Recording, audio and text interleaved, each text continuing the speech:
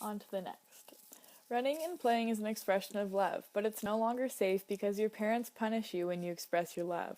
They send you to your room and you cannot do what you want to do. They tell you that you are being a bad boy or a bad girl and that puts you down. That means punishment. In that system of reward and punishment, there is a sense of justice and injustice, what is fair and what is not fair. The sense of injustice is like a knife that opens an emotional wound in the mind. Then, according to our reaction to the injustice, the wound may get infected with emotional poison. Why do some wounds get infected? Let's look at another example. Imagine that you are 2 or 3 years old. You are happy, you are playing, you are exploring. You aren't conscious of what is good, what is bad, what is right, what is wrong, what you should be doing, what you shouldn't be doing, because you are not yet domesticated. You are playing in the living room with whatever is around you. You don't have any bad intention. You don't try to hurt anything, but playing with your dad's guitar. For you, it's just a toy. You don't try to hurt your dad at all. But your father is having one of those days when he doesn't feel right. He has problems in his business, and he goes into the living room and finds you playing with his things. He gets mad right away, and he grabs you, and he spanks you. This is injustice from your point of view. Your father just comes in, and with anger, he hurts you. This was someone you trusted completely because he is your dad. Someone who usually protects you and allows you to play and allows you to be you. Now there is something that doesn't quite fit. That sense of injustice is like a pain in your heart. You feel sensitive, it hurts, it makes you cry, but you cry not just because he spanks you. It's not the physical aggression that hurts you, it's the emotional aggression you feel is not fair. You didn't do anything. That sense of injustice opens a wound in your mind. Your emotional body is wounded, and in that moment, you lose a little part of your innocence. You learn that you cannot always trust your father. Even your mind doesn't know that yet, because your mind doesn't analyze. It still understands, I cannot trust. Your emotional body tells you there is something that you cannot trust, and that something can be repeated. Your reaction might be fear. Your reaction might be anger or being shy or just crying. But that reaction is already emotional poison because the normal reaction before domestication is that your dad spanks you and you want to hit him back. You hit him back or just intend to put your hand up, and that makes your father even madder at you. The reaction of your father for just putting your hand up against him creates a worse punishment. Now you know he will destroy you. Now you are afraid of him, and you no longer defend yourself because you know it will only make things worse.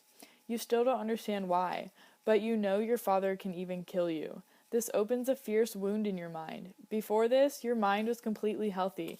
You were completely innocent. After this, the reasoning mind tries to do something with the experience. You learn to react in a certain way, your personal way. You keep that emotion with you, and it changes your way of life. This experience will repeat itself more often now. The injustice will come from mom and dad, from brothers and sisters, from aunts and uncles, from the school, from society, from everyone. With each fear, you learn to defend yourself, but not the way you did before domestication, when you would defend yourself and just keep playing. Now, there is something inside the wound that at first is not a big problem, emotional poison. The emotional poison accumulates and the mind begins to play with that poison. Now we start to worry a little about the future because we have the memory of the poison and we don't want that to happen again. We also have memories of being accepted. We remember mom and dad being good to us and living in harmony. We want the harmony, but we don't know how to create it. And because we are inside the bubble of our own perception, whatever happens around us now seems as if it is because of us. We believe mom and dad fight because of us, even if it doesn't have anything to do with us. Little by little, we lose our innocence. We start to feel resentment, then we no longer forgive. Over time, these incidents and interactions let us know it's not safe to be who we really are. Of course, this will vary intensity with each human according to his intelligence and his education. It will depend on many things.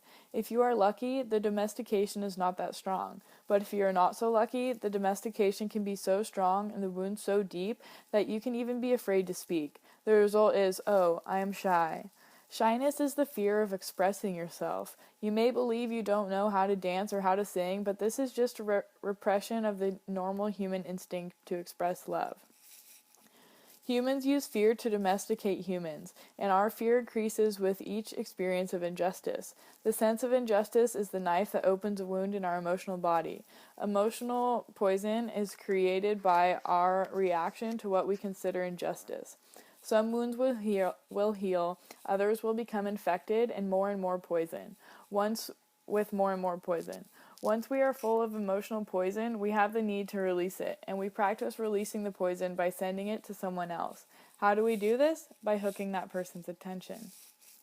Let's take an example of an ordinary couple. For whatever reason, the wife is mad. She has a lot of emotional poison from an injustice that comes from her husband. The husband is not home, but she remembers that injustice and the poison is growing inside. When the husband comes home, the first thing she wants to do is hook his attention, because once she hooks his attention, all the poison can go to her husband and she can feel the relief. As soon as she tells him how bad he is, how stupid or unfair he is, that poison she has inside her is transferred to the husband. She keeps talking and talking until she gets his attention. The husband finally reacts and gets mad, and she feels better. But now the poison is going through him, and he has to get even. He has to hook her attention and release the poison. But it's not just her poison. It's her poison plus his poison. If you look at this interaction, you will see that they are touching each other's wounds and playing ping pong with emotional poison. The poison keeps growing and growing until someday one of them is going to explode. This is often how humans relate with each other. By hooking the attention, the energy goes from one person to another person. The attention is something very powerful in the human mind. Everyone around the world is hunting the attention of others all the time. When we capture the attention, we create channels of communication. The dream is transferred, power is transferred, but emotional poison is transferred also. Usually, we release the poison with the person we think is responsible for the injustice, but if that person is so powerful that we cannot send it to him, we don't care who we send it to. We send it to the little ones who have no defense against us, and that is how abusive relationships are formed. The person of power abuse the people who have less power because they need to release their emotional poison. We have the need to release the poison, and sometimes we don't want justice. We just want to release, we want peace. That is why humans are hunting power all the time, because the more powerful we are, the easier it is to release the poison to the ones who cannot defend themselves. Of course, we are talking about relationships in hell. We are talking about the mental disease that exists on this planet. There is no one to blame for this disease. It is not good or bad or right or wrong. It is simple and normal pathology of this disease. No one is guilty for being abusive, just as people on that imaginary planet are not guilty because their skin is sick. You are not guilty because you have wounds infected with poison. When you are physically sick or injured, you don't blame yourself or feel guilty. Then why feel bad or feel guilty because your emotional body is sick? What is important is to have the awareness that we have this problem. If we have the awareness, we have the opportunity to heal our emotional body, our emotional mind, and stop the suffering. Without the awareness, there is nothing we can do. The only thing we can do is to keep suffering from the interaction with other humans. But not just with other humans, the interaction with our own self, because we also touch our own wounds just to be punished. In our mind, we create that part of us that is always judging. The judge is judging everything we do, everything we don't do, everything we feel, everything we don't feel. We are judging ourselves all the time, and we are judging everyone else all the time based on what we believe and based on the sense of justice and injustice. Of course, we find ourselves guilty and we need to be punished. The other part of our mind that receives the judgment and has the need to be punished is the victim. That part of us says, "Poor me, I'm not good enough, I'm not strong enough, I'm not intelligent enough. Why should I try?" When you were a child, you could not choose what to believe or what not to believe. The judge and the victim are based on all those false beliefs you didn't choose. When that information went into your mind, you were innocent. You believed everything. The belief system was put inside you like a program by the outside dream. The Toltecs call this program the parasite. The human mind is sick because it has a parasite that steals its vital energy and robs it of joy. The parasite is all of those beliefs that make you suffer. Those beliefs are so strong that years later, when you learn new concepts and try to make your own decisions, you find that those beliefs still control your life. Sometimes the little child inside you comes out, the real you that stays at the age of 2 or 3 years old. You are living in the moment and having fun, but there is something pulling you back. Something inside feels unworthy of having too much fun. An inner voice tells you that your happiness is too good to be true. It isn't right to be too happy. All the guilt, all the blame, all the emotional poison in your emotional body keeps pulling you back into the world of drama.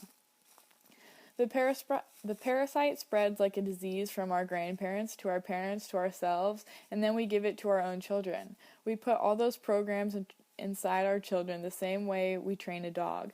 Humans are domesticated animals, and this domestication leads us into the dream of hell where we live in the fear. The food for the parasite is the emotions that come from fear. Before we get the parasite, we enjoy life, we play, we are happy like little children. But after all that garbage is put into our minds, we are no longer happy. We learn to be right and to make everyone else wrong. The need to be right is the result of trying to protect the image we want to project to the outside. We have to impose our way of thinking, not just onto other humans, but even upon to ourselves. With awareness, we can easily understand why relationships don't work, with our parents, with our children, with our friends, with our partner, and even with ourselves. Why doesn't the relationship with ourselves work? Because we are wounded and we have all the emotional poison that we can hardly handle. We are full of poison because we grew up with an image of perfection that is not true, which does not exist, and in our mind isn't fair. We have seen how we create that image of perfection to please other people, even though they create their own dream that has nothing to do with us. We try to please mom and dad, we try to please our teacher, our minister, our religion, and God. But the truth is that from their point of view, we are never going to be perfect. That image of perfection tells us how we should be in order to acknowledge that we are good, in order to accept ourselves. But guess what? This is the biggest lie we believe about ourselves, because we are never going to be perfect. And there is no way that we can forgive ourselves for not being perfect. The image of perfection changes the way we dream. We learn to deny ourselves and reject ourselves. We are never good enough or right enough or clean enough or healthy enough, according to all those beliefs we have. There is always something the judge can never accept or forgive. That is why we reject our own humanity. That is why we never deserve to be happy. That is why we are searching for someone who abuses us, someone who will punish us. We have a very high level of self-abuse because of that image of perfection.